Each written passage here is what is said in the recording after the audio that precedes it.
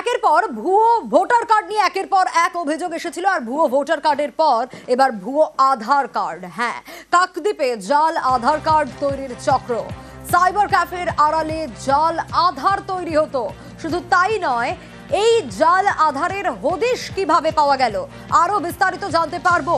বিশ্বজিৎ রয়েছে আমার সঙ্গে, বিশ্বজিতের কাছ থেকে আরো ডিটেল জানতে পারবো। কারণ ভুয়ো ভোটার কার্ডের পর এবার ভুয়ো আধার। কাকদ্বীপে কিভাবে এই আধার কার্ড তৈরির চক্র কাজ করছিল বিশ্বজিৎ, কতদিন ধরে কাজ চলছিল, কিভাবে জানা গেল?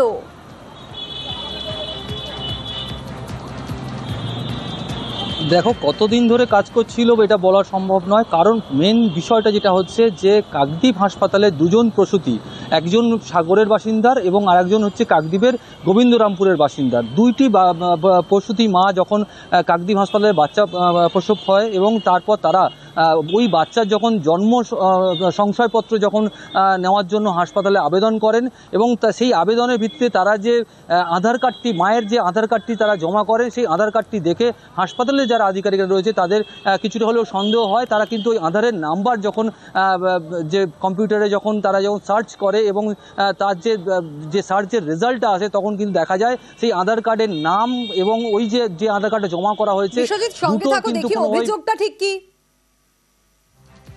আধার কার্ডটা সংশোধন করতে একটা দোকানদারকে বলে হ্যাঁ হয়ে যাবে। দোকানদার দিতে সেই আধার কার্ডটা আমরা ওখানে জমা দিতে বলছে এই আধার কার্ড কে করে দিয়েছে না ওই দোকানদার। আধার কার্ডটা কি জাল? বাবার নাম আর ঠিকানা নেই আর কি। ভুয়ো? তাহলে ভুয়ো আধার কার্ডটা কে করে দিয়েছিল আপনাকে? আমাকে করে দিয়েছিল ওই যে লালু মাইতি বলে, গোবিন্দরামপুর নতুন বাজার দোকান। এটা নিয়ে তো চিন্তায় আছে। এটা চিন্তায় আছে। আর এই সব কাজ কাকদ্বীপের এক সাইবার ক্যাফে থেকে হচ্ছিল। আরো ডিটেল এই বিষয়ে জানি একটু বিশ্বজিতের কাছ থেকে। বিশ্বজিৎ, পুলিশের নজরে তো এখন কাকদ্বীপের এই সাইবার ক্যাফে, এখনো পর্যন্ত কি ব্যবস্থা নেওয়া গেল?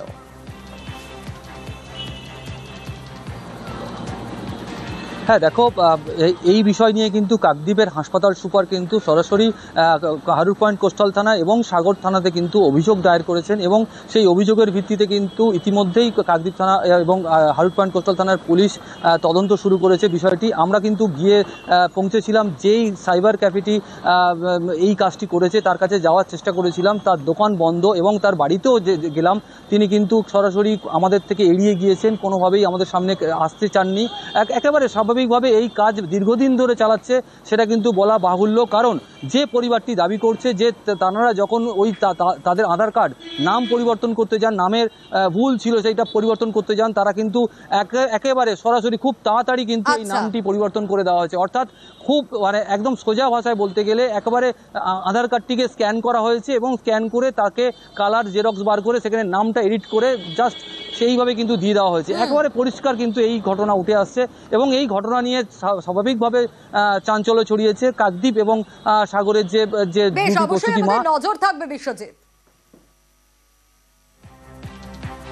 দুটি মায়ের বাচ্চা হয়েছিল, তারা যখন বার্থ সার্টিফিকেটের জন্য আমাদের অফিসে জমা দিতে আসে, তখন মায়ের যা ডকুমেন্টস দেওয়া ছিল, বিশেষ করে আধার, সেগুলো যখন আমরা চেক করে এন্ট্রি করতে যাই তখন ওটা ভুল পাই। সিস্টেমে যে আধার আছে আর যেটা ওনারা সাবমিট করেছেন, দুটোর মধ্যে টাইটেলের ভুল ছিল। তখন আমরা এটা নিয়ে কোয়ারি করতে বলেছে যে ওনারাই চেঞ্জ করেছেন কোনো এক জায়গা থেকে। তখন আমরা এটা নিয়ে ডিসক্রিপেন্সি পাওয়ার জন্য আমরা পুলিশকে ইনফর্ম করি যে আপনারা এটাকে ইনকোয়ারি করে দেখুন কোথায় গণ্ডগোল আছে।